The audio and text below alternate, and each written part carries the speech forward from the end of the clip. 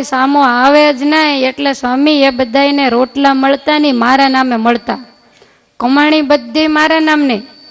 અને બધા જ મારા બાતમીદારોને મેં રૂપાના પતરાથી મડેલા જોબનભાયા વડતાલો લખેલા 3 પાંખડાવાળા ત્રિશૂળ આપેલા. અને મારી જેવી આંખ વાગે ને એવી તો સ્વામી મારા ત્રિશૂળની આંખ વાગતી. કોઈ પણના હાથમાં જોબનભાયા વડતાલો લખેલું ત્રિશૂળ હોય એને દુનિયાનો ગમે એવો ચોર, લૂંટારું, ડાકુ, બારવટીઓ સામો મળે પણ આ ત્રિશૂળ જોઈને પગે લાગે, કાં તો જોબનભાયાનું ત્રિશૂળ. એટલે કોઈ નામ લઈ શકે નહીં. માણસોને ક્યાંક જવું હોય, વળાવ્યા તરીકે જરૂર હોય તો અમારી આગળ આવીને પગમાં પડે, જોબન બાપા અમારે ફલાણી જગ્યાએ જવું છે તો અમને લૂંટવાની બીક લાગે છે, તમારા માણસને ત્રિશૂળ લઈને મોકલો. તો અમારે બીજા કોઈની ઉપાધિ તો નહીં. પછી હું એને ત્રિશૂળ આપતો અને ત્રિશૂળ લઈ અને લોકો જાન વગેરે જોડતા. કોઈ પણ ત્રિશૂળ જોવે એટલે આડું આવે જ નહીં, ભલભલા રસ્તામાંથી ખસી જાય. શેઠ શાહુકારો કોઈક મોટા હોય ને તો મારી આગળ આવીને પ્રાર્થના કરે કે બાપા અમને એક ત્રિશૂળ આપો. તો એને પણ હું ત્રિશૂળ આપતો. અને ક્યારેય પણ ચોકીદાર એ ત્રિશૂળ લઈને જાય તો ચોરી થાય નહીં, કદાચ થાય તો એ જીવતો રે નહીં. હજી સુધી આવું 20 વર્ષમાં ક્યારેય સ્વામી બન્યું નથી. આવી અમારી આંખ વાગતી. અને મારા જે બાતમીદારો હતા મહીકાંઠાના ગામમાં અનગઢ ને કાનવાડી વિસ્તારમાં મારા 100 ભીલો રહેતા. અને 100 ભીલોની સાથે 12 મોટા જમાદાર જેવા આગેવાન હતા. અને એમાં સૌનો અગ્રેસર એક હતો, એનું નામ હતું કાનો કારસ્તાની. ઓખા મંડળમાં દ્વારિકા વિસ્તારમાં વસઈ ગામે ભોજો ભરાડી રહેતો. મને એમ છે આ નામ તમને આવડી જવા જોઈએ, મેં આ ત્રીજી વાર તો કીધા. અને આ ભોજો ભરાડી સ્વામી બહુ બુદ્ધિશાળી, મારો વિશ્વાસુ, ચોરી કરવાની રીત જુદી હતી. ઓખા મંડળ ને અમરેલી આ 2 વિસ્તાર ગાયકવાડ સરકારના હતા. તો ત્યાંથી નાની નાની ચોરીઓ કરીને એણે હજારો રૂપિયાનો માલ મને વડતાલ પહોંચાડેલો. અને એવો જ પ્રભાસ પાટણમાં સોમો સોરઠીઓ કરીને મોટો બાતમીદાર હતો. એ પણ આજુબાજુમાં ચોરીઓ કરે અને જે કાંઈ ચોરી થાય એ બધો માલ મને વડતાલ પહોંચાડે. જો બીક લાગે એવું હોય તો બધો પહોંચાડે, અને નહીતર જે ભાગ કાઢતો હોય એ પ્રમાણે મને પહોંચાડે. ને બીજો એ લોકો બધાય વેચી લેતા. લીંબડી નજીક પાણીશીણા કરીને ગામ છે, ત્યાં કાળો કામળીઓ કરીને એક બાતમીદાર હતો. ગોહિલવાડમાં ગેમો ગારડી, લુણાવાડામાં ઉકો ઉઠાણો, સાબરકાંઠામાં લાખો વડગામો. એક એકનું માથું ભાંગે એવા બાહોશ, અતિ હોશિયાર અને બુદ્ધિશાળી ચતુર આ બધા જ મારા બાતમીદારો હતા. અને લૂંટારોની ટોળીઓના રાજા કહેવાતા. પછી લૂંટ કર્યા પછી બધાને અલગ અલગ નિયમ હતા. કોઈ મને 4થો ભાગ આપે, કોઈ 5મો આપે, કોઈ 8મો આપે, કોક વળી 10મો ભાગ દઈ જતા. આ બધા જોબન બાપાના શિષ્યો ધર્માદો કાઢતા. કારણ કે જોબન બાપા મુખ્ય દેવ કહેવાય, એને નામે બધું થતું એટલે કાઢવો જ પડે ભાગ. તો તમે વિચાર કરો, આ લૂંટારા હતા તોય ભાગ દેતા. આપણને મહારાજની આજ્ઞા છે ને 10મો 20મો ભાગ કાઢવો. જોબન બાપાને જો દેતા હોય તો આપણે સ્વામિનારાયણ ભગવાનને તો દેવો જ જોઈએ ને. અને સ્વામી આ લોકોને કોઈ મોટો ખજાનો કે રાજાની તિજોરી લૂંટવી હોય તો મને પૂછે, અને નાની નાની ચોરીઓ કરવી હોય તો એને હાથે કરી આવે. અને મોટી લૂંટ કર્યા પછી હજારો રૂપિયા જે કાંઈ આવે એ માલ સીધો મને પહોંચાડે. કારણ કે જો એના ઘરે રાખે કંઈક પગેરું નીકળે ને કોકને ખબર પડી જાય ને જો પકડાય તો ભૂકા બોલી જાય. પણ માલ બધો જ મારી પાસે વડતાલમાં નારાયણગીરીના મઠમાં આવી જાય. અને મારી પાસે આવ્યા પછી સ્વામી માડી જાયો વીર કોઈ વડતાલની ધરતીમાં પગ તો મૂકે, કોઈ નથી અવાય નહીં, વડતાલના ઝાંપા સુધી આવી શકે નહીં. ધીમે ધીમે બધી તપાસો ચાલે અને વાત થોડીક મોડી પડે. મુદત જ્યારે પાકે પછી એવું લાગે કે હવે માલ બહાર કાઢવામાં વાંધો નહીં. પછી હું ચાડિકાના સ્થાને આવું. આજે બધાય પીર ને પાળિયા ને બધા પધરાવ્યા છે એ જગ્યાએ અમે આવીએ અને આવીને ઈશારો કરું એટલે બધા ત્યાં આવી જાય.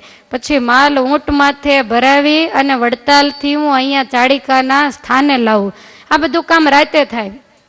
અને મહેનત પ્રમાણે હું સૌને બદલો આપું અને બીજો માલ પાછો વડતાલ મારે ઘેર પહોંચાડું. સ્વામી આમ અમે લહેર કરતા, બાકી આજ તો મહારાજ મળ્યા એટલે ભગત થયા. નહીતર અમારા હાથમાં માળા કાંઈ હોય ખરી? જોબન પૈકી કે છે કે આ તો બધા મારા બાતમીદારો હતા, પણ એક મારો જીગર જાન બાતમીદાર એ રૂડિયો રખડું હતો, જાન ને જોખમે એ મારા કામ કરતો. એની વાત હું તમને સંભળાવું. સ્વામી કે વળી રૂડિયો ને પાછો રખડું આ કોણ? જોબન પગીને કે છે પગી આ હતો કોણ, આ રહેતો ક્યાં? જોબનજી હવે રૂડિયા રખડું ની ઓળખાણ આપે છે. રેતો હતો વડતાલમાં વળી સદાય મારી પાસ, રહેતો તે વડતાલમાં વળી સદાય મારી પાસ, પૂરેપૂરો વફાદાર હતો જેથી તેમાં મને વિશ્વાસ, પૂરેપૂરો વફાદાર હતો જેથી તેમાં મને વિશ્વાસ, રૂડિયો રખડું નામ હતું એ તો જંગલી ભારે ભીલ, રૂડિયો રખડું નામ હતું એ તો જંગલી ભારે ભીલ,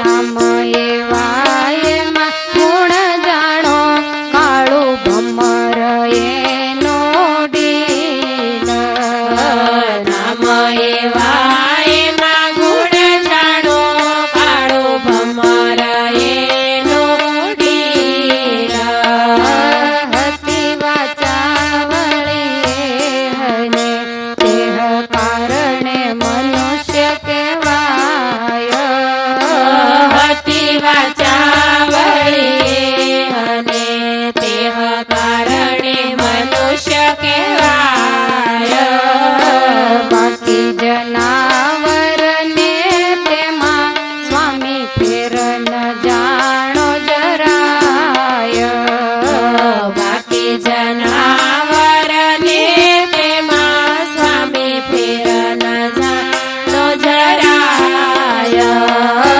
રહેતો તે વડતાલમાં વળી સદાય મારી પાસ, પૂરેપૂરો વફાદાર હતો જેથી તેમાં મને વિશ્વાસ.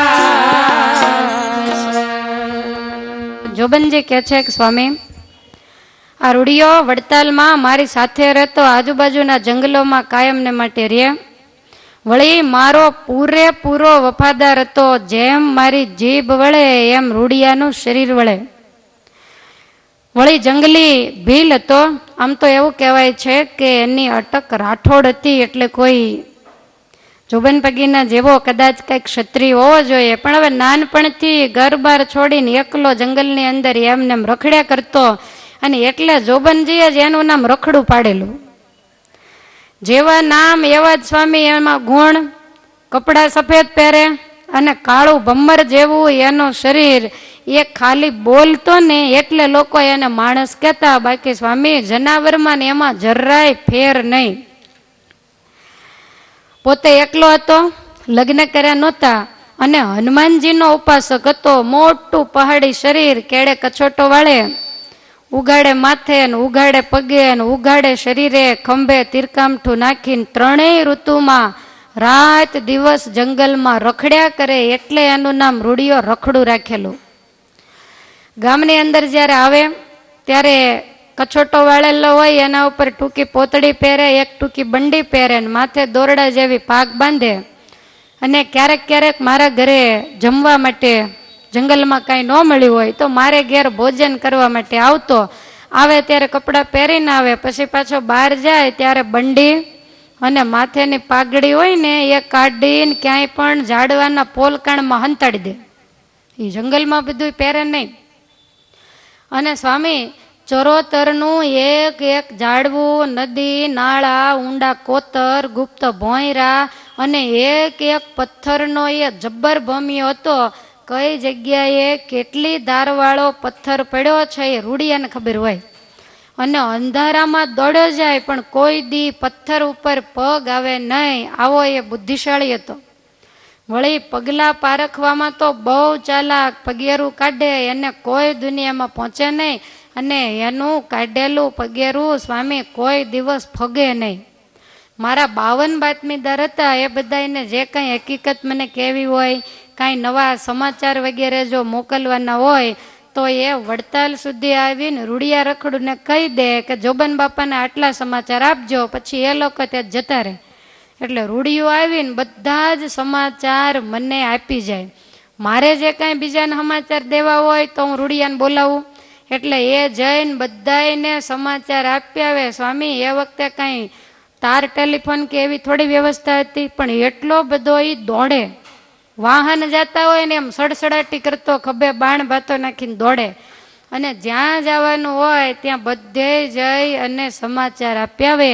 વળી સ્વામી આ રૂડિયો એકલવ્ય જેવો શબ્દવેદી હતો. રાત્રે અંધારે ક્યાંય પણ ઝાડવાની ડાળે બીજે ત્રીજે ઝાડવાની ડાળે હોઈ જાય, એ રાતે પડખું ફરે તોય પડે નહીં, કેવો હશે. અંધારે ક્યાંકથી અવાજ આવે એટલે ઝાડવાની ડાળે લંપાય અને બાણ છોડે, તો જે દિશામાંથી અવાજ આવતા હોય ત્યાં તીર મારે. એ નિશાન એની જિંદગીમાં કોઈ દી ચૂકે નહીં, એને ત્યાં પાડી દે. અને સ્વામી જિંદગીભર એણે એના પગમાં પગરખું નહીં પહેરેલું, પગના તળિયા તો ઘોના ચામડા જેવા થઈ ગયેલા. ગમે ત્યાં એનો પગ જોરથી પડે ને ગમે એવો મોટો બાવળિયાનો કાંટો હોય ને તો તરત ભાંગીને ભૂકો થઈ જાય, આવા એના પગના તળિયા. પગમાં કોઈ દિવસ એને વાગે નહીં. સ્વામી એ કોઈ દિવસ ઘોર નિદ્રા તો કરતો જ નહીં, રાતે અડધો જાગતો જ હૂતો હોય, આખો તો કોઈ દી હૂતો જ નથી, હરણ નિદ્રા કરે. અને એને વૈદ ડોક્ટરનું તો ક્યારેય કામ જ ન પડે. ઝાડવાની ઔષધિઓ વગેરે ક્યારેક કંઈક ઝાડવે ચડતા વળી પડ્યો હોય અને કાંઈક વાગે તો એને બધી ખબર પડે. ઝાડવાના પાંદડા ઔષધિઓ એવું કંઈક લીસોટી અને ચોપડી દે ને સ્વામી એને હારું થઈ જાય. એટલે આપણે તો કેટલાય બાટલા ચડાવીને કેટલાય ઇન્જેક્શન ખાઈ ત્યારે માંડ આંખી ઉગડે. પણ આ રૂડિયાને સ્વામી ક્યારેય કાંઈ થયું નથી. 24 કલાક અફીણ, ગાંજા, ભાંગ વગેરેના નશામાં રહેતો, લાલ ગુમ એની આંખો.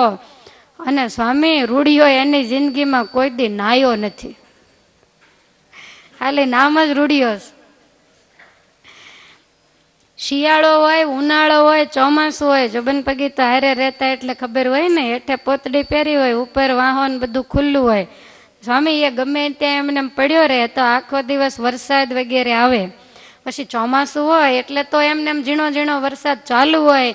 જોબન પગે કે સ્વામી એના વાંસામાં લીલ વળી ગયેલી મેં જોઈ છે, તમે વિચાર કરો. કારણ કે કોઈ દી હાથ ફેરવવાનો આવે જ નહીં, પછી આવું જ થાય તો. અને સ્વામી હજારો જનાવરો, લાખો પંખી અને હજારો માણસોને એણે પોતાના બાણ ભાથાથી વીંધી નાખ્યા છે, આવો એ પાપીનો સરદાર હતો. એક વખત અમે ગાયકવાડ સરકારની તિજોરી લૂંટી ત્યારે ગાયકવાડે બીડું ફેરવું કે જોબનને કોઈ પકડી લાવે તો ₹1,00,000 ઇનામ આપવું. પણ હારા પ્રતાપ સ્વામી રૂડિયાના હું બચી ગયો, કારણ કે રૂડિયો વડતાલની આજુબાજુમાં જ બધે ફરતો હોય અને એનું મોઢું જોઈને એને કોઈ પકડે નહીં. વડતાલના જાપામાં કોઈ આવે, અરે જાપાની તો ક્યાં વાત સ્વામી, સીમમાં મારા ભીલો રહેતા હોય એને જાપા સુધી જીવતા કોઈને પહોંચવા જ દે નહીં. મોટા મોટા પોલીસ અધિકારીઓ સુબાઓ મને પકડવા ફરતા, રૂડિયો ઘાટી જાડીમાં સંતાઈને પાછળથી તીર મારીને ત્યાં ને તે એને ભોં ભેગા કરી દે, કોઈ વડતાલમાં આવે જ નહીં ને. કેટલાય સરકારી અધિકારીઓને મારી લૂંટારૂ ટોળકીઓએ માર્યા, ઘણાયને છાવણી હોતા હળગાવી દીધા, રાત્રે કેટલાય ઊંઘતા હોય ને છાવણીઓને આગ મૂકી. આવી રીતે સેંકડો જમાદારો, ગાયકવાડ સરકારની ફોજના ઉપરી એવા 50 ફોજદારો, અનેક સુબેદારો અને એક મોટો સુપ્રિન્ટેન્ડન્ટ ધાડગે કરીને હતો, એને પણ અમારી આ લૂંટારૂ ટોળકીએ ઠેકાણે કર્યો. અને રૂડિયાએ તો કેટલાયને મારી નાખ્યા અને ઇનામ મેળવવા પણ કોઈ તૈયાર થયો નહીં. વડતાલમાં તપાસ કરવા જ આવ્યા નહીં ને. ગાયકવાડ સરકાર ઉગમણી દિશાએ ગોતવા મોકલે તો સ્વામી ફોજો મારી બી કે આથમણી દિશામાં જાય, કારણ કે બૈરા છોકરા રખડી પડે. ઊંધી તપાસ કરીને કાગળિયા લખીને આપી દે કે પાણે પાણો ને કોતરે કોતર જોઈ લીધા, જોબન પગી ક્યાંય નથી. અને છેવટે કાગળો ફાઇલ થઈ જાય ને સુખે પોતાના પરિવાર સાથે મોજ કરે, પણ સ્વામી મને કોઈ પકડે નહીં, અને હું સામો મળું ને તો મને જોઈને રસ્તો ફેરવી નાખે બધે. કોઈ સામે આવી શકે નહીં. કદાચ આજુબાજુમાં રસ્તો ન હોય તો મને જોતાની સાથે બેભાન થઈને પડી જાય એવા તો એ બધા હેપતાઈ જતા, મારે ક્યાંથી. અને સ્વામી જ્યારે અમે લૂંટ કરવા જઈએ ત્યારે હું મારા મારવાડી કાળા ઊંટ માથે બેસું અને રૂડિયો, પાઘડી, બંડી અને બોકાની વાળીને ઊંટ આંકવા બેસે. આ રૂડિયો મારો સારથી હતો. પેટલા જ લૂંટ્યું. કશિયાભાઈ માડ ઉપર ચડી ગયા, બધી વાત બ્રહ્માનંદ સ્વામીને કહી પછી જાહો મોકલ્યો કે વડોદરા જો જાણ કરશો તો એકે જીવતા નહીં રહ્યો. આ બધી વાત પણ બ્રહ્માનંદ સ્વામીને કરી. પછી તો સ્વામી વડોદરા સરકારે જાહેરનામું બહાર પાડ્યું, જોબન પગી શરણે આવે તો એના તમામ ગુના માફ કરવું. પણ મને વિશ્વાસ બેઠો નહીં એટલે મેં વડોદરા સરકારને મોઢું બતાવ્યું નહીં. અને સ્વામી આ કાંઈ 1-2 દિવસની 2-5 વર્ષની વાત થોડી છે. 20-20 વર્ષ સુધી અમે આવી રીતે ચરોતરને ધમરોળ્યું છે. સ્વામી બ્રહ્માનંદજી જાણે સાંભળીને આવા પાપો. સ્વામી બ્રહ્માનંદજી જાણે સાંભળીને આવા પાપ. મૂર્તિધારી મહારાજની કરી અંતરવૃત્તિ કે આપ. મૂર્તિધારી મહારાજની કરી અંતરવૃત્તિ તે આપ. વધુ સાંભળવા વાતને વળી પ્રક્રમ જાણવા મન. વધુ સાંભળવા વાતને વળી પ્રક્રમ જાણવા મન. સ્વામી કહે ધન્ય તમને તમે જબરા ભાઈ જોબન. સ્વામી કહે ધન્ય તમને તમે જબરા ભાઈ જોબન. જોબન જીતવ પાપને તુજ મુખે સુણે જો કોઈ. જોબન જીતવ પાપને તુજ મુખે સુણે જો કોઈ. જાણો જરૂરત જનને તવ સંસર્ગ દોષ જ હોય. જાણો જરૂરતે જનને તવ સંસર્ગ દોષ જ હોય. પણ અમે હરિધારીને રહીએ મૂર્તિ માહી મગન. પણ અમે હરિધારીને રહીએ મૂર્તિ માહી મગન. ઉદય લાગે ન અગ્નિને માટે આગળ કહો જોબન. ઉદય લાગે ન અગ્નિને માટે આગળ કહો જોબન. સ્વામી બ્રહ્માનંદજી જાણે સાંભળીને આવા પાપ. મૂર્તિધારી મહારાજની કરી અંતરવૃત્તિ તે આપ. જોબન પગી જ્યારે રૂડિયાની વાત કરે છે, બ્રહ્માનંદ સ્વામીએ સાંભળતા સાંભળતા કાનમાં આંગળીઓ નાખી દીધી કે જોબન તમારી વાત તો સંભળાય એવી નથી. આટલા બધાય પાપનો કરનારો એ રૂડિયો અને તમારા બધાય સાગરીતો મહારાજની મૂર્તિ ધારીને અંતર્વૃત્તિ કરી. વળી સ્વામીને એમ થયું કે આગળ આણે શું કર્યું હશે. સ્વામી કે જોબન તમે તો બહુ જબરા કામ કર્યા. તમારા પાપને તમારે મોઢે જો કોઈ સાંભળે તો એને સંસર્ગ દોષ લાગે. પણ અમે તો ભગવાનની મૂર્તિને ધારનારા સાધુ, કાયમ મૂર્તિમાં રહેનારા, એટલે અગ્નિને કોઈ દિવસ ઉદય લાગે નહીં, સોનાને ક્યારેય કાટ ચડે નહીં. માટે આગળની વાત સંભળાવો. ત્યારે જોબન પગી કહે છે કે સ્વામી, મારી જિંદગીમાં આવા તો અનેક બનાવ બન્યા છે જેનો પાર આવે એમ નથી, પણ 2-3 મોટા મોટા બનાવ તમને કહું. એમ કહીને અમરેલીને ઓખા મંડળની તિજોરી લૂંટી એ વાત બ્રહ્માનંદ સ્વામીને સંભળાવી. અને જોબન પગી કહે છે કે સ્વામી, કહેવાય નહીં એવું કામ કર્યું. એક વખત તો અમે પ્રભાસ પાટણમાં સોમનાથ મહાદેવનું 1.25 મણ સોનાનું ઈંડું ચોરેલું. દેવ મંદિરમાં હાથ નાખેલો, અમે નહોતા નાખતા, પણ છતાં એક વખત આવું અમે કરેલું. અને સ્વામી એ તો ઠીક, પણ હવે ચોરીની વાત તો તમને સંભળાવી, પણ રૂડિયાની વાત જો સંભળાવું તો અમે જે કાંઈ ચોરી વગેરે કરતા એનો જે તમામ સામાન, ખાલી કાંઈ બાણ ને ભાથા ને બંદૂકો થોડા હોય, બીજો ઘણો એમાં સામાન જોતો હોય, તો રૂડિયો બહુ મારો બાહોશ બાતમીદાર હતો. તે ચોરીના અમુક નાના નાના હાથે બનાવવાના સાધનો તો રૂડિયો જ બનાવી નાખતો. બ્રહ્માનંદ સ્વામી કહે છે કે ચોરીના સાધનો વળી હાથે કેવી રીતે બને? ત્યારે જોબન પગી કે સ્વામી, તમે તો એના નામ નહીં સાંભળ્યા હોય. ઘેનની વીંજણી, આગિયા અંગૂઠી, લોહ ચુંબકનું મોટું શેર એકનું બાણ, આ બધું હાથે બનાવવું પડે. આ કાંઈ દુકાને થોડું મળે? સ્વામી કહે છે કે આ બધું વળી શું, ઘેનની વીંજણી ને આગિયા અંગૂઠી? જોબન પગી હવે 2-3 વસ્તુ સમજાવે છે કે સ્વામી, અમે ઘેનની વીંજણી રાખતા. હવે આ કેવી રીતે બને, કોઈને બનાવી હોય તો શીખવાડું.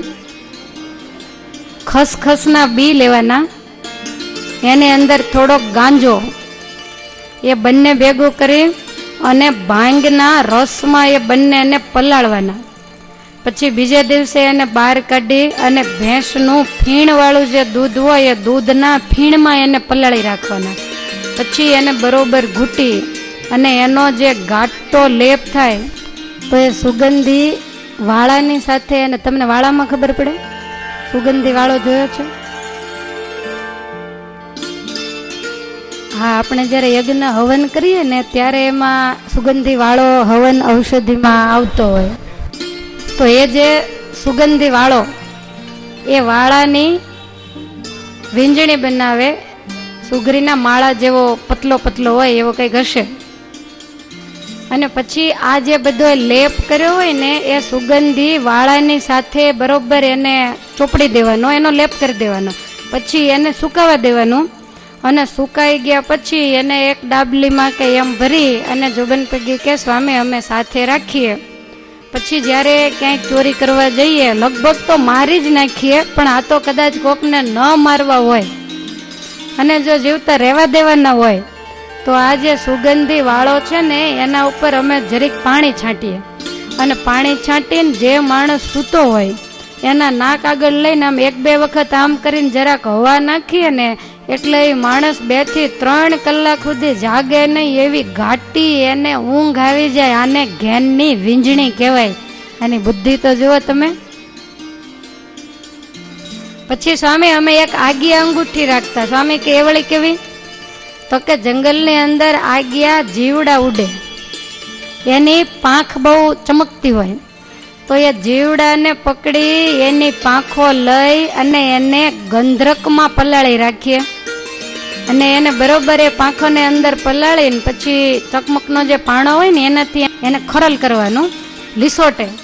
અને પછી એ જે માવો થાય એને પહેરવાની જે વીંટી હોય એ વીંટીની સાથે બરોબર માલિશ કરી અને આમ ચોપડી દેવાનું.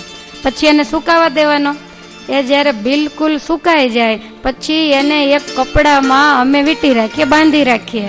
પછી આ અંગૂઠી પહેરવાની જ્યારે જરૂર પડે ત્યારે જ પહેરવાની. આ અંગૂઠી સ્વામી રાતે જ પહેરાય. હવે રાત્રે અમે ક્યાંક ચોરી કરવા ગયા હોય અને ક્યાંક બહુ અંધારું હોય તો એ વખતે તો બેટરી નહોતી. પછી અમે એ કપડામાંથી એ વીંટી કાઢીને આમ આંગળીમાં પહેરીએ ને એટલે 5-7 ફૂટ સુધી બેટરી જેવું અજવાળવું પડે. આનું નામ આગિયા અંગૂઠી. આજની ભાષામાં જેને ખાનગી પોકેટ ખિસ્સામાં રાખવાની બેટરી કહેવાય, તો એવું અમે રાખતા. પછી લોહ ચુંબકનું શેર એકનું મોટું બાણ. તો એ જે બાણ હોય એ અમે ક્યાંય પણ ચોરી કરવા જઈએ તો પટારા હોય અથવા તો પતરાની પેટીયું હોય